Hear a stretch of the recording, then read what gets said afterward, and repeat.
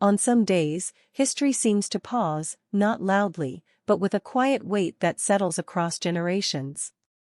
Today marks the passing of 4 Americans whose lives moved through vastly different worlds, yet each left an enduring mark on culture, art, and collective memory.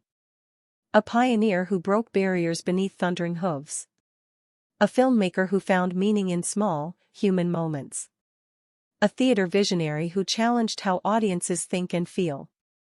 And a musician whose steady harmony helped define a family and an era. Their journeys were not defined solely by fame, but by courage, discipline, and creative conviction. This hour is a moment of remembrance, an unhurried reflection on lives lived with purpose, and on legacies that continue to echo long after the final curtain, the final note, and the final ride. Tragic news was confirmed as dawn broke quietly over the racetracks of America. Diane Crump, a woman who once walked into a roaring storm of resistance and changed history by standing her ground, passed away on January 1, 2026. She was 77 years old. Her name may forever be tied to horse racing, but her story belongs to something larger, a long fight for dignity, visibility, and equal footing. Diane Crump was born on May 18, 1948, in Milford, Connecticut. From an early age, horses were not a hobby but a calling. The racetrack became her classroom, the stable her second home. Yet even as her skills sharpened, the world she wished to enter made one thing clear: it was not built for her. In the 1960s, American horse racing was firmly closed to women. Not by lack of talent, but by tradition and fear of change. Diane Crump trained as hard as any jockey, learned the rhythms of the track, and proved her strength again and again. Still, permission to ride in official races came slowly, and only after intense resistance. That resistance reached its most visible point on February 7, 1969, at Hialeah Park Racetrack in Florida. When Diane Crump became the first woman to ride in a pari-mutuel race in the United States, the crowd response turned hostile. Shouts echoed through the grandstand. Threats filled the air. Police were called in, forming a protective escort just to guide her safely to the paddock. She did not turn back. That day, she rode knowing the danger was real. Not only physical danger, but the weight of being judged before the race even began. The result of the race mattered less than the act itself. A woman had entered a space long guarded by exclusion, and the gate would never fully close again. Later, Diane would reflect quietly on that moment. "I wasn't trying to make a statement," she once said. "I just wanted to ride." Those words captured her spirit, focused, practical, and deeply committed to her craft rather than the noise around it. 1 year later, in 1970, Diane Crump crossed another barrier. She became the first woman to compete in the Kentucky Derby.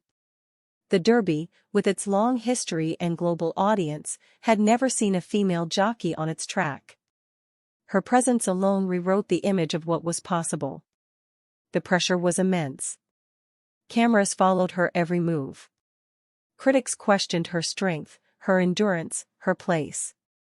Supporters quietly hoped she would succeed, not just for herself, but for every woman watching from the stands and stables across the country.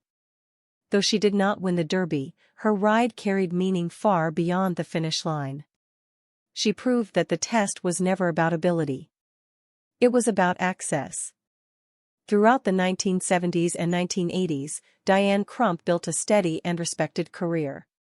She raced across the country, earning wins and demonstrating consistency in a sport that demands physical toughness and mental focus. She endured injuries, long travel days, and constant scrutiny. Still, she returned to the track, again and again. A fellow jockey later shared, "She had grit. The kind you don't teach."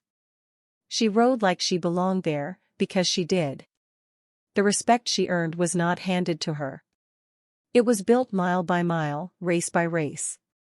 In 1985, Diane stepped away briefly from racing to become a horse trainer. The move reflected her deep understanding of the sport beyond the saddle.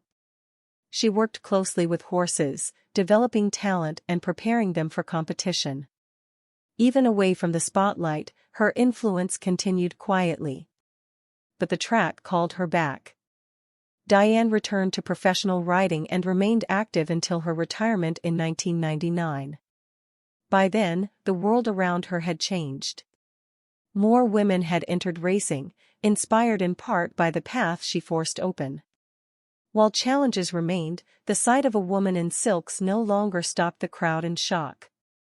After retiring, she ran an equine sales business, staying close to the animals that defined her life. Friends described her as practical, warm, and deeply knowledgeable.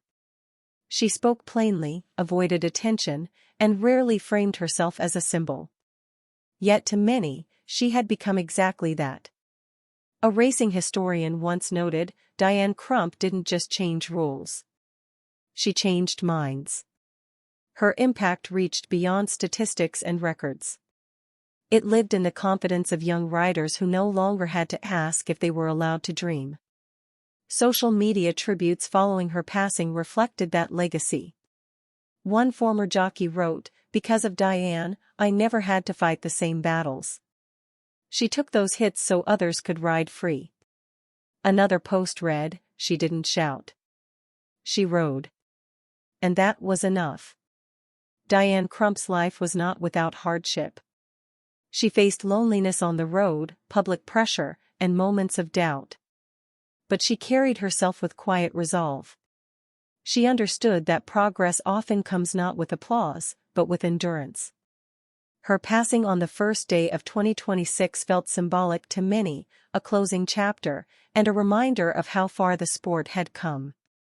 Racetracks across the country paused to remember her. Flags were lowered. Stories resurfaced. A generation looked back with gratitude. In the end, Diane Crump was more than a pioneer. She was a professional who demanded to be judged by her work, not her gender. She showed that courage does not always roar. Sometimes, it simply steps forward, mounts the horse, and rides into history. As the gates close on her remarkable life, her legacy remains etched into every track where women now compete without escort or fear. Diane Crump broke the gate, and through that opening, countless others followed. Her ride may be finished, but the path she carved will endure, steady, unbroken, and remembered. Tragic news was confirmed quietly within the independent film community as the new year unfolded. Jeffrey Lance Baena, a filmmaker known for finding meaning in small moments and strange silences, passed away on January 3, 2025. He was 47 years old.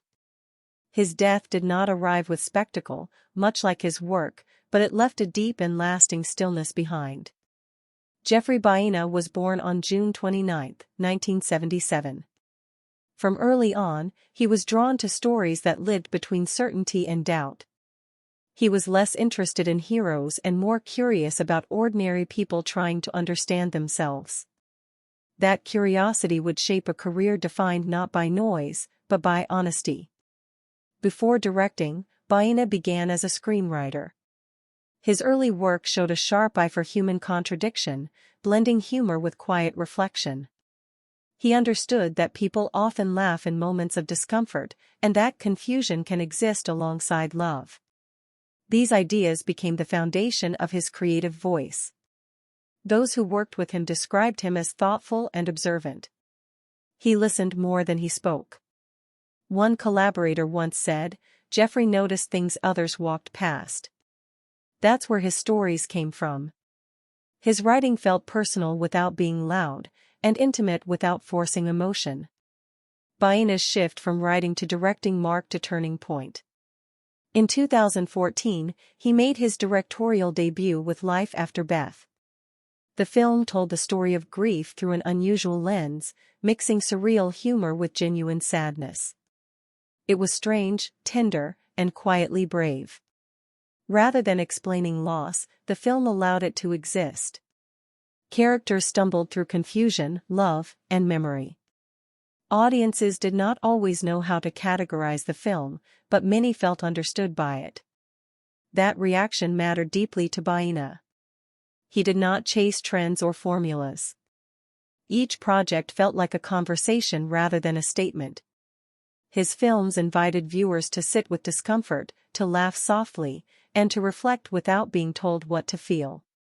As his career continued, Baena formed lasting creative partnerships. Actors like Aubrey Plaza and Alison Brie appeared repeatedly in his work. These collaborations were built on trust rather than control. He gave performers space to explore, to fail, and to discover moments naturally. Aubrey Plaza once reflected, "Jeffrey trusted actors in a way that was rare. He didn't rush you. He believed the truth would show up." That patience became one of his defining traits as a director. In 2016, Baena released Jockey, a film centered on friendship, grief, and the awkward process of healing. The story followed a group of men navigating loss without knowing how to speak about it. The film avoided dramatic speeches, choosing instead quiet scenes and honest pauses. Critics praised its restraint. Viewers recognized themselves in the characters' silences. Baena understood that real life rarely offers clean closure, and his films reflected that truth. The following year, The Little Hours pushed his style in a different direction. Set in a medieval convent, the film used modern language and humor to explore desire, faith, and repression. Though playful on the surface, it carried deeper questions about freedom and control. Once again, Baena blended the absurd with the sincere. The laughter never erased the humanity beneath it. The film confirmed that he was unafraid to take risks, even if they confused expectations. Despite growing recognition, Baena remained grounded in independent cinema. He did not seek blockbusters or mass approval. Instead, he focused on small stories told with care. His sets were described as calm, focused spaces where creativity unfolded naturally. A crew member once shared online, "Working with Jeffrey felt safe. You weren't performing for him. You were exploring with him." That sense of shared discovery defined his process. Baena's films often returned to themes of loss, friendship, and identity. His characters were flawed, uncertain, and deeply human. They searched for meaning without guarantees. In that search, audiences found reflection rather than escape. As the years passed, his influence quietly spread. Younger filmmakers cited his work as proof that subtle storytelling still mattered. He showed that intimacy could be powerful, and that small films could leave lasting impressions. When news of his passing emerged on January 3, 2025, tributes appeared across social media. They were not loud, but deeply personal. One filmmaker wrote, "Jeffrey taught us that it's okay to tell small stories. Sometimes those are the ones that stay." Another post read, "His films felt like conversations you didn't want to end." There was no single moment that defined Jeffrey Baena's career. Instead, there were many small moments, shared looks, unfinished thoughts, quiet laughter. That was his language. He trusted the audience to listen closely. His passing felt less like an ending and more like a pause. The films remain. The questions remain. The gentle tone he brought to storytelling continues to echo in the work of others. Jeffrey Baena did not measure success by scale. He measured it by connection. By whether a scene felt true. By whether someone, somewhere, felt a little less alone. As the light fades on his life, his work continues to speak softly. It reminds viewers that meaning can be found in uncertainty, that humor can coexist with grief, and that sincerity never goes out of style. Jeffrey Lance Baena leaves behind a body of work that invites patience, reflection, and empathy. His voice remains woven into the quiet corners of modern cinema.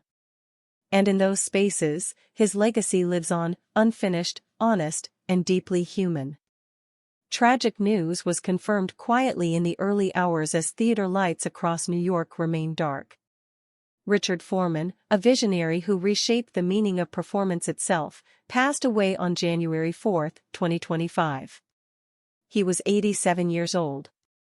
His departure marked the end of a fearless artistic chapter, one that challenged audiences not to watch theater, but to think inside it.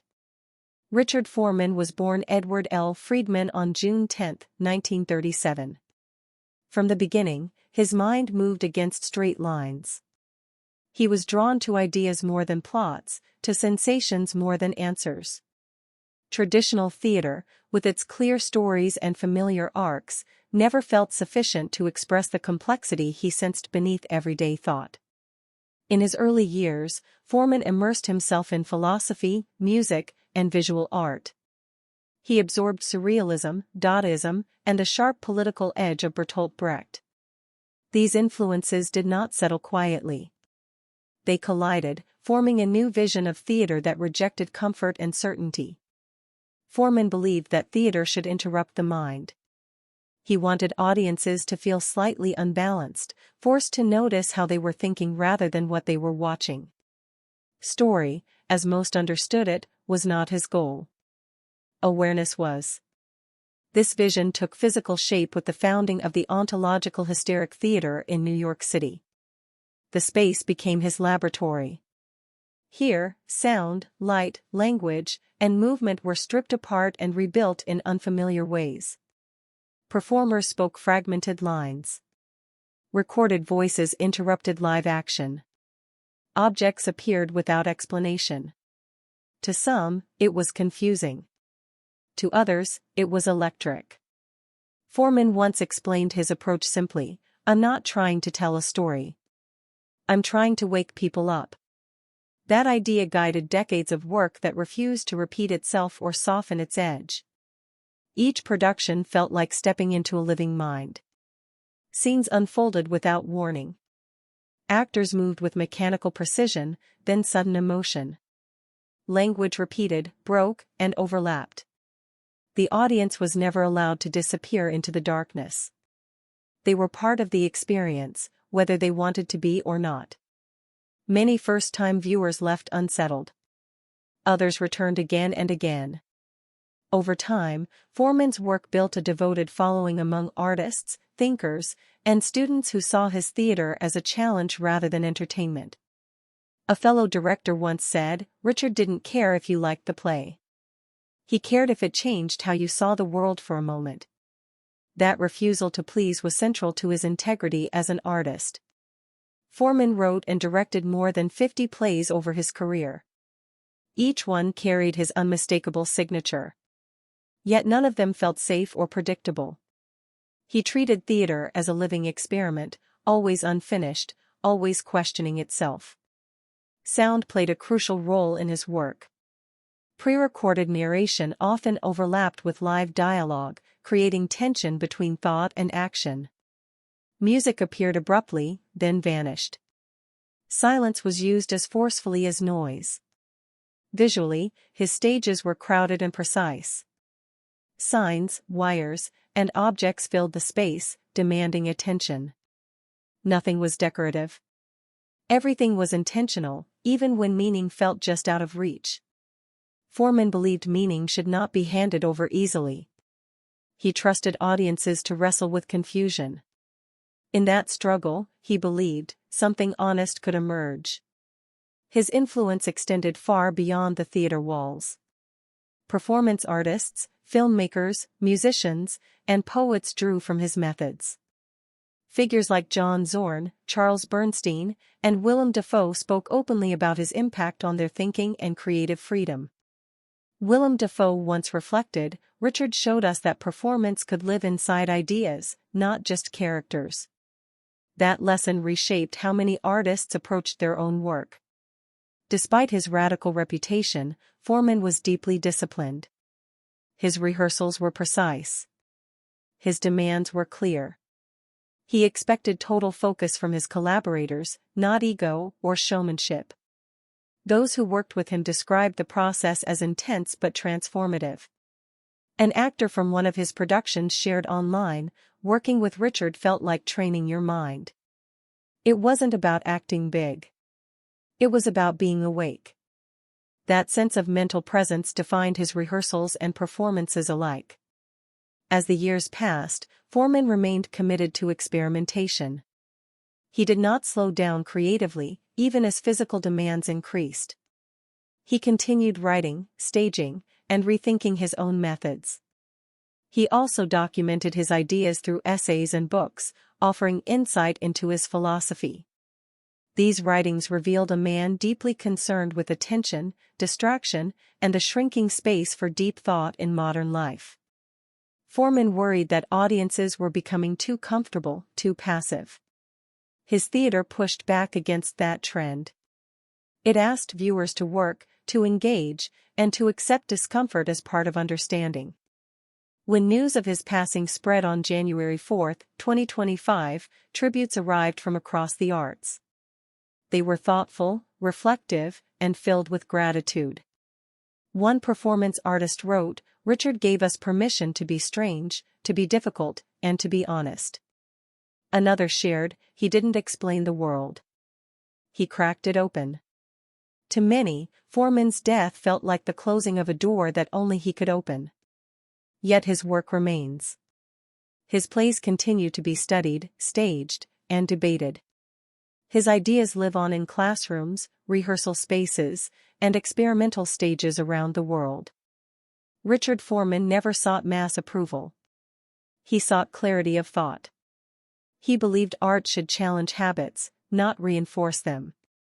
In doing so, he expanded what theater could be, not just a story told in the dark, but a confrontation with perception itself. As the final lights fade on his extraordinary life, his legacy stands firm. He leaves behind a body of work that refuses to sit quietly, that continues to ask questions long after the performance ends. Richard Foreman changed theater by daring to dismantle it. And in that bold act, he gave future artists the freedom to rebuild it in ways yet unseen. His voice remains in the echoes of experimental stages, urging audiences not to watch, but to awaken.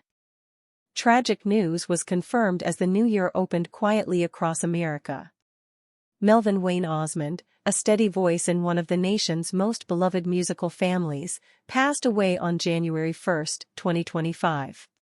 He was 73 years old. His passing marked the gentle close of an era shaped by harmony, discipline, and deep family devotion. Wayne Osmond was born on August 28, 1951, in Ogden, Utah. From the beginning, music was not simply entertainment in the Osmond household, it was structure, responsibility, and shared purpose. Wayne grew up learning that harmony required patience, practice, and listening as much as singing. The Osmond brothers began performing publicly at a young age. Their early shows at Disneyland in the early 1960s became a testing ground. Long days, repeated sets, and constant travel shaped their work ethic. Wayne's role within the group was steady and dependable, offering balance during demanding routines. As the family gained national attention through appearances on The Andy Williams Show, Wayne's presence became a quiet anchor. While some voices stood out with flair, his consistency held the sound together. The blend mattered more than any single note. Those early television performances introduced the Osmonds to millions of homes. Audiences saw bright smiles and polished routines, but behind the scenes, discipline ruled. Wayne embraced that discipline fully. He believed success came from showing up prepared, every time. A family friend once shared, Wayne was the calm in the room. When things got busy or stressful, he kept everyone grounded. That steadiness would define his life on and off the stage. As the Osmonds moved into mainstream pop success in the late 1960s and early 1970s, Wayne remained focused on the group rather than personal spotlight. Songs like One Bad Apple showcased the family's unified sound, with Wayne's voice strengthening the foundation beneath the melody. Fame arrived quickly. Tours grew larger. Schedules became exhausting. Yet Wayne's approach never changed. He valued routine, respect, and faith. Those values helped the family navigate public pressure during a fast-changing cultural moment. Beyond music, Wayne explored acting, appearing in the television series The Travels of Jamie McFeeters. The role allowed him to step into storytelling in a new way. Though acting did not replace music, it revealed his quiet versatility and willingness to grow. Despite opportunities to pursue individual paths, Wayne remained deeply connected to family. He believed success meant staying united. That belief shaped the Osmonds' image and sustained their longevity. As years passed and musical trends shifted, Wayne adapted without chasing relevance. He focused on performance quality rather than charts. Audiences who attended Osmond shows often noted the warmth and sincerity that never faded. One longtime fan wrote online after his passing, "Wayne wasn't the loudest voice, but he was the one that made everything feel right." That sentiment echoed widely across tributes. Wayne's faith guided his choices throughout life. It shaped how he handled success, hardship, and public attention. He spoke openly about gratitude and responsibility, reminding younger performers that fame was temporary, but character endured. Health challenges emerged later in life, yet Wayne remained connected to music and family whenever possible.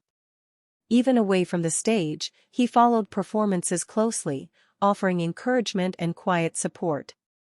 As the Osmond family reflected on his life, they emphasized his role as a stabilizing force. One family member shared, "Wayne kept us together. He reminded us why we started." Those words captured his influence more clearly than any award. His passing on January 1st carried symbolic weight. It felt like the closing of a chapter written in harmony and trust. Fans revisited old recordings, live performances, and family moments that defined a generation. Social media filled with memories rather than headlines. Listeners shared stories of discovering the Osmonds through parents or grandparents. Wayne's voice became part of those family memories, passed down quietly through time. Melvin Wayne Osmond never sought to stand apart. His strength came from standing with others. In a world that often celebrates individual spotlight, he showed the power of unity. His legacy lives in the music that still plays, in the values he modeled, and in the family he helped hold together. Through decades of change, his consistency never wavered. As the final notes fade on his life, Wayne Osmond is remembered not just as a performer, but as a foundation. A voice that supported others. A presence that steadied the room. His harmony remains, woven into American music history, family memory, and the quiet strength of a life lived with purpose, faith, and love.